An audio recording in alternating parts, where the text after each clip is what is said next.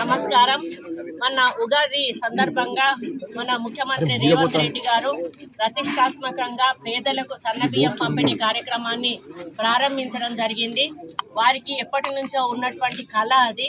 మరి మన ప్రభుత్వం వస్తే తప్పకుండా అమలు చేస్తానని వారు మనసులో ఎప్పుడు అనుకునేవారట.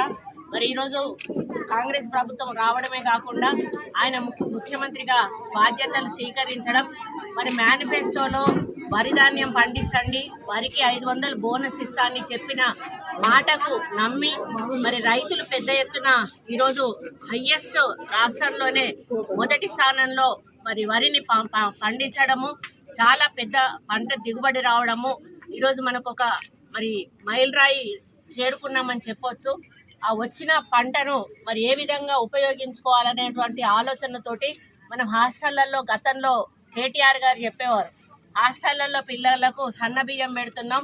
ఈరోజు కేసీఆర్ గారు మనవడు ఏ అన్నం అయితే తింటున్నాడో ఆ అన్నమే మరి హాస్టళ్లలో తింటున్నారు అని అన్నారు. మేము చాలా సందర్భాల్లో హాస్టళ్ళు సందర్శించినప్పుడు అవే దొడ్డు బియ్యము, అవే పురుగుల అన్నము ఆ రోజు వాళ్ళు తిన్నారు.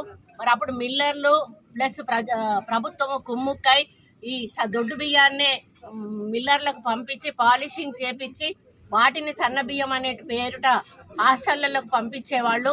కానీ ఈసారి మొత్తంగా సన్న బియ్యం దిగుబడి ఎక్కువ రావడం వలన మనం ఇతర దేశాలకు కూడా ఈరోజు మరి ఎక్స్పోర్ట్ చేసినటువంటి విషయం కూడా మీకు అందరికీ కూడా తెలుసు.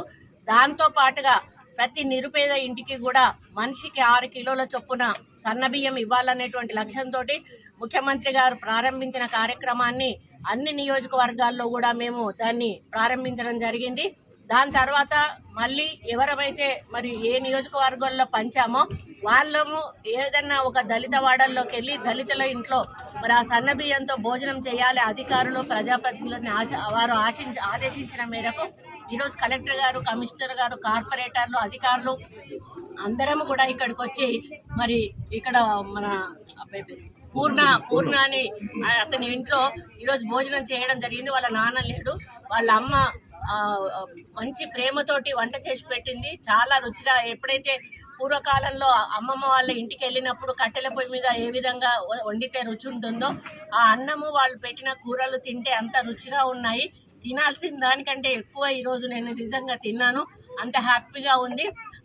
వాళ్ళు ఎంతో ప్రేమతో, అంటే దానికి ప్రేమ రంగరించి మరి వాళ్ళు వడ్డించడం అనేది చాలా హ్యాపీగా ఉంది. వాళ్ళు కూడా ఎంతో సంతోషపడతా ఉన్నారు. మేము ఎప్పుడు కూడా అనుకోలేదు మేము అదే బియ్యం తినాల్సి వస్తుంది, ఈ విధంగా సన్న బియ్యం మా ఇంట్లోకి వస్తుంది అని అనుకోలేదు అని వాళ్ళు ఎక్స్ప్రెస్ చేయడం జరిగింది. ఏది ఏమైనా ఇక్కడ మాత్రం నేను ఒక్కటి చెప్పదలుచుకున్నాను ఏంటంటే, రేషన్ డీలర్లు అనేవాళ్ళు దయచేసి మీరు మానవతా దృక్పథంతో ప్రభుత్వం చేపట్టిన ఈ కార్యక్రమాన్ని విజయవంతం చేయవలసిన బాధ్యత మీ మీద ఉంది.